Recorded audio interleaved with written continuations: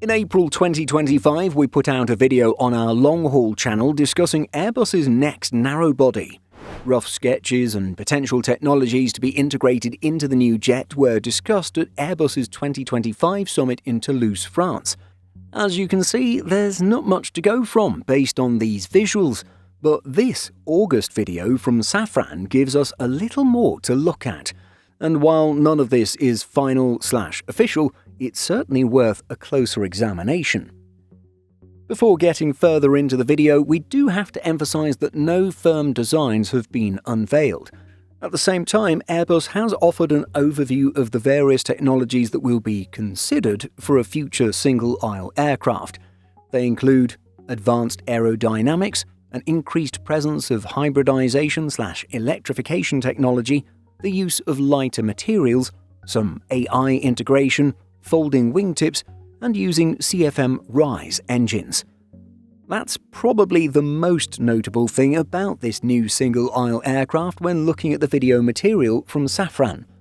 Indeed, while everything else about the computer-generated aircraft looks to be an Airbus A320 or A321neo, those engines just look so out of place compared to what we're used to seeing with such aircraft.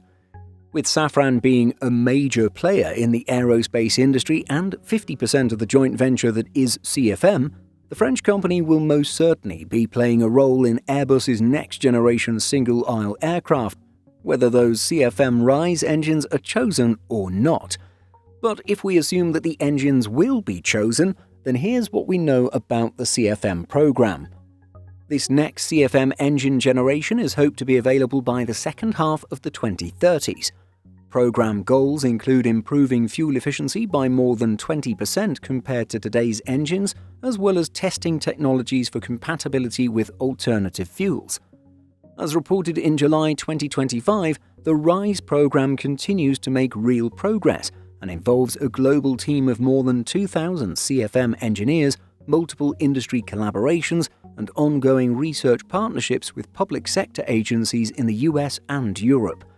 It was also noted that the engine had completed more than 250 tests by mid-2025.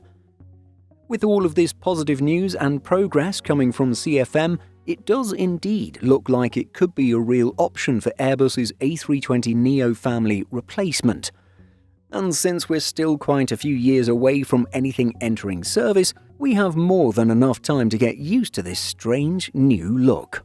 But what do you think? How close to the real thing do you think this Safran visualization will be? Let us know by leaving a comment.